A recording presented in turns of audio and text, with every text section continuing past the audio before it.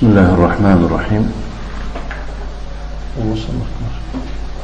الحمد لله رب العالمين والعاقبة للمتقين والصلاة والسلام على نبينا الله تعالى ودرسي خضر دوام دهم از رسالة 70 مسألة مهمة في الصيام، يعني 70 مسألة مهم آيد روزة أزان الشيخ عبد الله ابن محمد ابن حسين ابن محمد أحمد ابن يحيى نجمي الله سبحانه وتعالى من كسر رحمة كند. درس زير مسألة 37 آنجا که گفته است صاحب رسالة المسألة 37 يعني مسألة 37 من أسلم في شهر رمضان کسی در ماه رمضان اسلام آرد، اسلام قبول کند، وجب عليه صوم ما يستقبله من أيام الشهر من اليوم الذي أسلم فيه إلى آخر الشهر إجماعا. با او واجب است که روزه گیرد اون روزهایی که در آن روز، یعنی در آن روزهای همین ماه اسلام قبول کرده است، یعنی روزهای می آمدگیشه تا آخر ماه روزه گرفتن با اجماع گویم علما واجب می شود. یعنی به اون معنا که اگر مبادا یعنی که 15 روزی رمضان مانده است و این اسلام قبول کردگی باشد، 15 می آمدگی را واجب است که روزه گیرد. اما الایام التي مضت قبل اسلامه من الشهر نفسه فلا يجب عليه قضاؤها.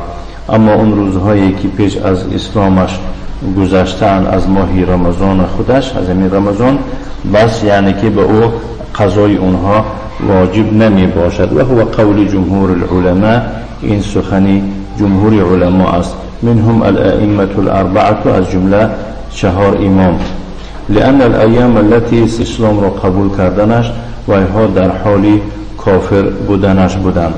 مثلها كمثل ما سبق من رمضانات، که صفت اینها مانند صفت آن رمضان های گذشته می باشند. و اذا كان اسلامه بالنهار، اگر اسلام آوردن او در روزهای رمضان، یعنی در روز رمضان واقع شده باشد، واجب علیه ان یمسک بقیت اليوم، با او واجب است که باقی روز را روزه گیره، یعنی خودداری کند از خوردن و نوشیدن و دیگر مفطرات. و یقضیه بعد رمضان، و بعد از رمضان قضایی آن را می دارد، لانه ادرک باسلامه جزءا من العباده، چون که وی به سبب اسلام را قبول کردنش پاره از عبادت را دریاب کرده است. فلزمته کما لو ادرک جزءا من وقت الصلاه، و او لازم می شود خیلی که اگر مبادا جزء از وقت نماز را دریاب کند، و او واجب می شود که همان نماز را چکار کند؟ ادا کند و جا آورد. برای مثال یعنی وقتی نمازی پیشین اندک مانده است خارج شدنش را، ولی اسلام را قبول کرد تا طهارت کرد، گویم مثال نمازی پیشین برآمد، همون نمازی پیشین میخواند. المسألة 38 مسألة 38 من عليه قضاء أيام يجهل عددها فعليه أن يحتاط ويصوم حتى يتيقن أنه صام كل الأيام التي في ذمته. بکسی قضای روزهای واجب باشد که عددی اون روزها را در یاد نداشته باشد، یعنی که انیق نداند که چند روز قضایی دارد. برای به او لازم است که از روی احتیاط چکار کند؟ روزه گیرد تا انیق، تا یقین حاصل شدن. هر روز روزه میگیرد، نعم، انه صام، یعنی که یقین باور میکند که اکنون، یا که حاصل میکند که هر روز را که در عهده‌اش همچون قرض بود روزه گرفت، گفته تا همون روزی آرام شدن و یقین حاصل کردنش. احتیاطا لدینه، این برای احتیاط دینش، و تبریئتا لذمته، برای از عهده خود چه یعنی ساقط گردانیدن. المسألة 39 مسألة 39 من أكل أو شرب ناسيا کسی که به فراموشی خورد یا که نوشد فلیس علیه شیء، بالا او یگون چیزی حین بنابر آن حدیثی که در هر دو صحیح وارد شده است من حدیث ابی هریره رضی الله عنه، از حدیث ابو هریره روایت کرده رضی الله عنه عن النبی صلی الله علیه و آله و سلم انه قال، از پیغمبر روایت میکند که او فرمود من نسی و هو صائم فاکل او شرب فلیتم صومه، یعنی کسی به فراموشی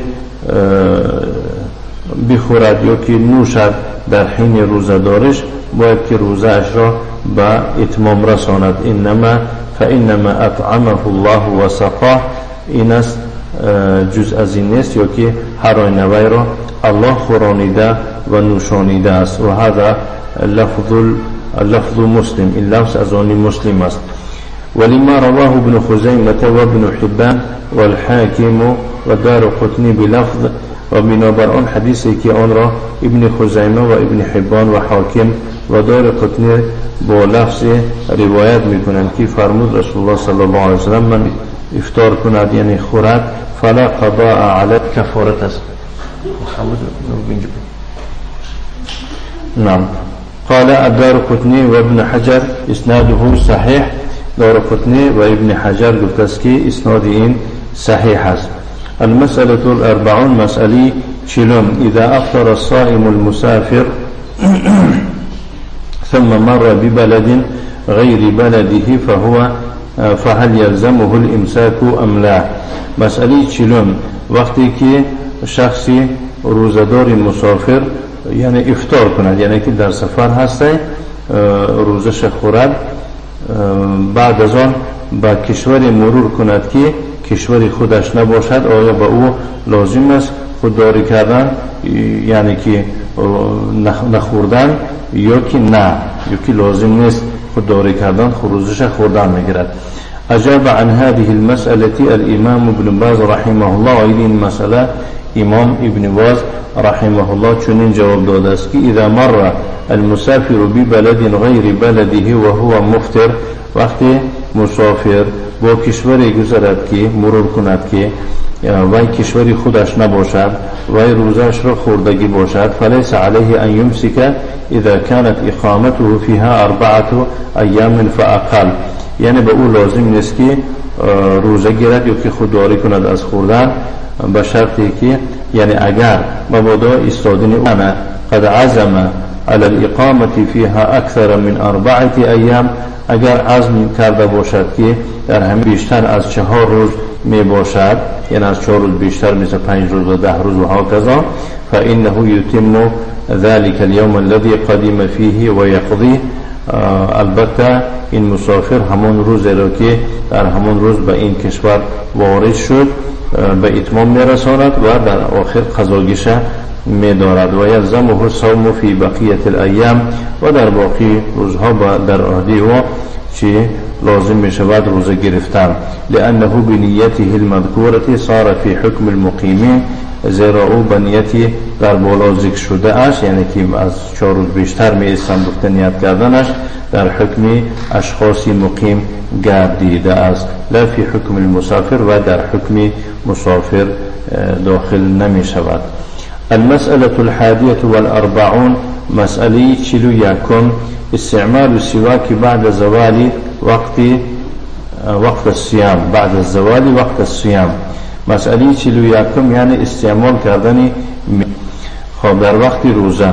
ذهب جمهور الشافعية والحنابلة الى كراهية ذلك بعد الزوال، یعنی که جمهور شافعی ها و حنبلی ها بچنین معتقدند که مکروه هست این بعد از زوال، یعنی بعد از زوال مکروه هست میگویند، ولكن القول الصحيح عدم الكراهه، ولی قول و سخنی صحیح مکروه نبودن است، یعنی مکروه نیست.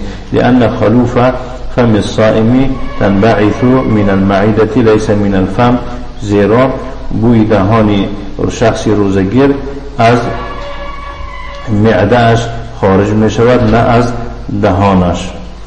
ولحديث عامر بن ربيعة رضي الله عنه رأيت ما لا أحصي رسول الله صلى الله عليه وسلم يتسوق وهو صائم. بنابر حديث عامر بن ربيعة رضي الله عنه که فرموده است من رسول الله را دیدم با اون شماره که حساب کردن نمیتوانم که رسول الله صلی الله علیه و سلم مسواک میکرد و حال آنکه او روزدار بود. رواه اصحاب السنن، این را اصحاب سنن روایت کردند. حدیث حسن است. یعنی که مراد از اصحاب سنن گفته ابو داود و ترمذی و شیخ البانی این حدیث را در کتاب المشکا حدیثی ضعیف گفتند. و قوله صلی الله علیه و آله و سلم و قول پیغمبر صلی الله علیه و سلم فرمود که لولا ان اشق علی امتی لامرتهم بالسواک عند كل صلاه. اگر بالای امتم مشقت نمی بود یا که مشقتی نمی آوردم البته ایشان را به مسواک کردن در حین هر نماز امر می فرمودم. حدیث را بخاری مسلم روایت کرده. و فی روایت در روایت عند کل وضوء در حین هر طهارت، یعنی در وقت هر مرتبه طهارت کردن ایشان را امر می فرمودم. حدیث را احمد و دیگران روایت کردند. حدیث صحیح گفته است آن را شیخ البانی در صحیح الجامع و حدیث تو صحیح در هر دو صحیح آمدگی است. و هو عام فی کل الاوقات، این سخن عام می باشد در کل وقت ها. والعام یبقى على عمومه حتى یأتی ما یخصصه، یعنی که حدیث عام با عموم خود باقی میماند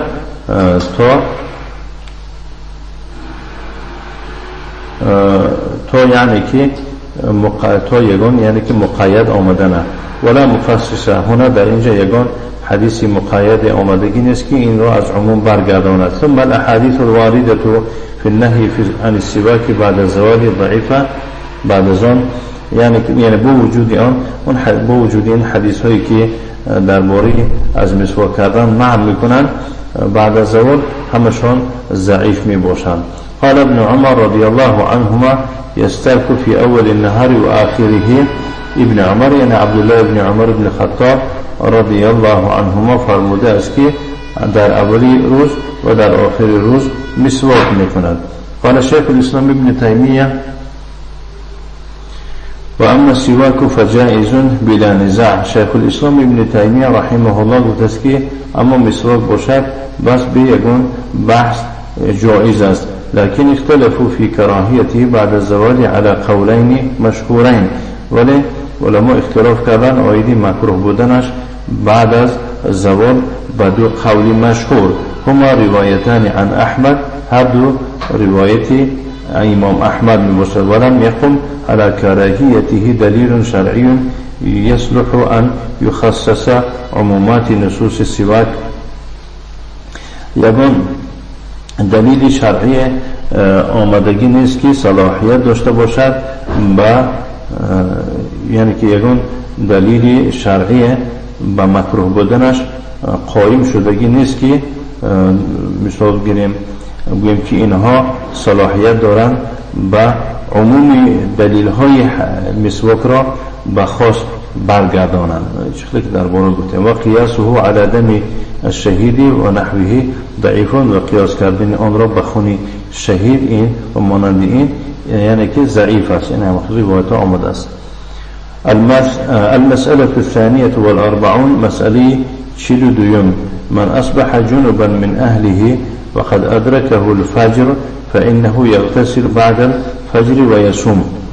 یعنی کسی پگاهی از خاندان خود جنوب خیزد، یعنی که خفت خیز کرده باشد و خاندان خیش و پگاهی خیز کی جنوب است و قد ادرکه الفجر، بیند که نماز فجر شده است، نماز بامداد شده است، فانه یغتسل بعد الفجر و چیکار میکند بعد از بامداد یعنی بعد فجر گفته شده است چیکار میکند غسل میکند و یصوم و روزه میگیرد. لحدیثی عایشه و ام سلمة رضی الله عنهما، بنابر دو حدیثی که از عایشه و از ام سلمة رضی الله عنهما روایت میکنند ان النبي صلی الله علیه و آله و سلم كان يدركه الفجر وهو جنوب من اهله، که پیغمبر صلی الله علیه و سلم بامداد میخیست در حینی که یعنی که و او جنوب بود از خاندان خود ثم یغتسل و یصوم بعد از آن غسل کرده روزه میگرفت. رواه الشیخان این حدیث را هر دو شیخ یعنی بخاری مسلم روایت کردند. و كذلك المرأة لو رأت الطهر قبل الفجر فإنه يلزمها الصوم. همچنین زن اگر یعنی که تازه شود پیش از صبح البته به او لازم است همون روز را روز عشر گرفتن ولا مانع من تأخیرها الغسل یکی الغسل الى طلوع الفجر یکم مانع نیست به خاطر تأخیر کنانیدنش غسل را تا برآمدن صبح تا دمیدن صبح یعنی که تا دمیدن صبح هم یعنی که دیر طول میکشد دیر میکند با کنار ولكن ليس لها تأخيره الى طلوع الشمس ولی با اون یعنی که نمیتواند که چیکار کند اون را تأخیر کناند تا برآمدن آفتاب بل يجب عليها ان تغتسل و تصلي قبل طلوع الشمس بلکه به او واجب است که غسل کند و نماز خواند پیش از برآمدن آفتاب. و كذلك من احتلم فی نهار رمضان فلیس علیه شیء.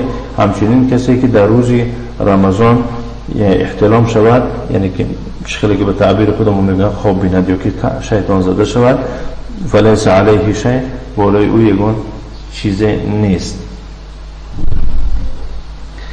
لما رواه ابو هريره رضی الله عنه عن النبي صلی الله علیه و آله و سلم. بنابر آن حدیثی که ابو هریره از پیغمبر صلی الله علیه و سلم روایت میکند که او چنین فرمود ان الله تجاوز عن امتی ما حدثت به انفسها ما لم تتكلم او تعمل به.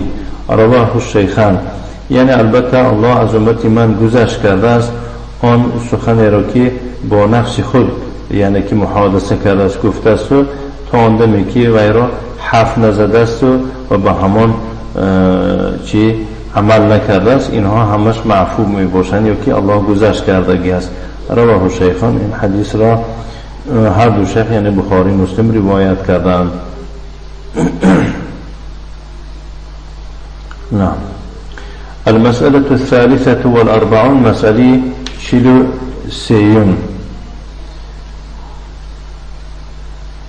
مسألة شلو سيون حكم استعمال حبوب منع الحيض في رمضان. مسألة شلو سيون از آن عبارت است چی بود است یعنی حکم استعمال کردن درمانها برای بازداشتن خون حیض در ماه رمضان. یعنی بعضی حبوب یعنی بعضی درمانها بعضی داروها بوده است و بعضی چیزها بوده است که او را تناول میکنند زنها به سبب آن طول رمضان خون حیضشان نمی آید. أجاب عن هذه المسألة العلامة ابن باز رحمه الله فقال وإذ المسألة علامة ابن باز الله رحمتش کند چنین جواب داده فرمود يجوز أن تستعمل المرأة أدوية في رمضان لمنع الحيض. زن میتواند استعمال کند داروهای را در ماه رمضان به خاطر بازداشتن خون حیض اذا قرر اهل الخبرة الامناء من الاطباء به شرطی که مثال گیریم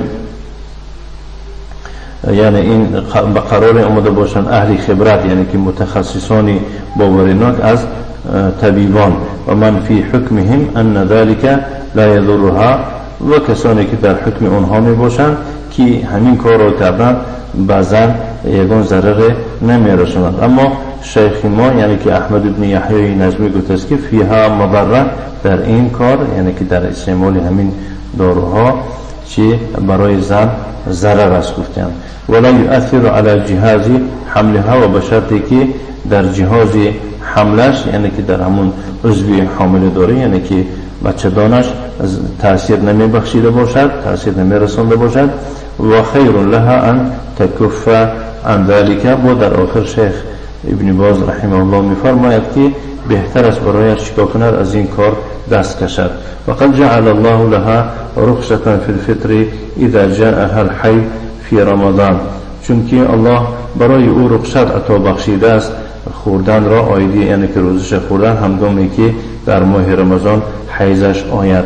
و شرع لها القضاء للایام التي افطرتها، و برایش یعنی برای زن حیضیده الله شرعی قرار داده است، یعنی مشروع گردانیده است قضاگی همون روزهای را که خورده است. و رضی لها بذلك دینا، و الله برایش این را همچون دین پسندیده است. المسألة الرابعة والأربعون، مسألة 44 الحقنة الشرجية وهي إدخال شيء من الدواء في الدبر. يعني مسألة 44 از آن عبارت است آیدی کلیزما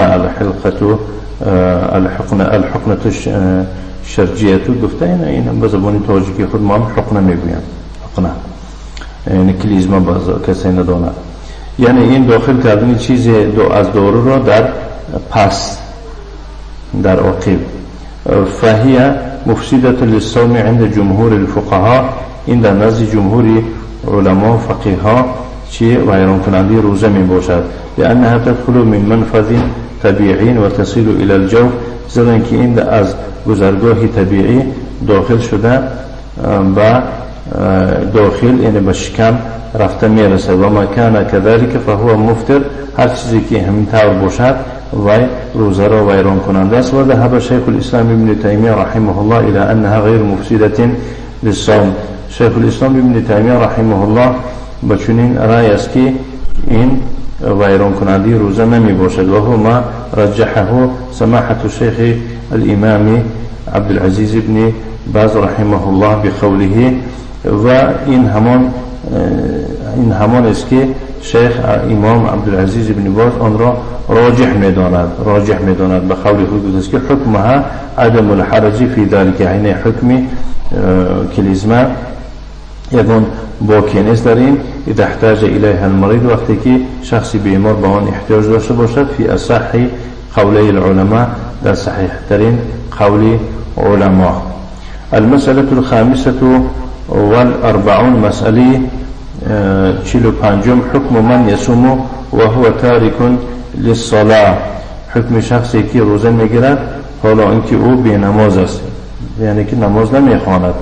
قال العلامة ابن باز رحمه الله الصحيح أن تارك الصلاة عمدا يكفر بذلك كفرا أكبر، یعنی که صحیح آن است که شیخ ابن باز میگوید ترک کننده نماز از روی قصد، یعنی که بی عذر شرعی کافر می شود به سبب این همخل کافری که کفر اکبر، و بذلك لا يصح صومه، به همین سبب روزه او صحیح درست نمی شود.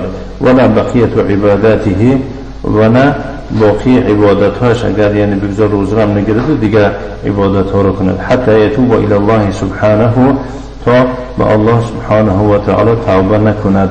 لقوله تعالی، بنابر قول الله تعالی آنجا که در سوره الانعام در آیه 88 فرموده است ولو اشرکوا لحبط عنهم ما كانوا يعملون، اگر ایشان شرک می آوردن البته از ایشان آن اعمالی کرده بودن حبطه و ناچیز می شدن.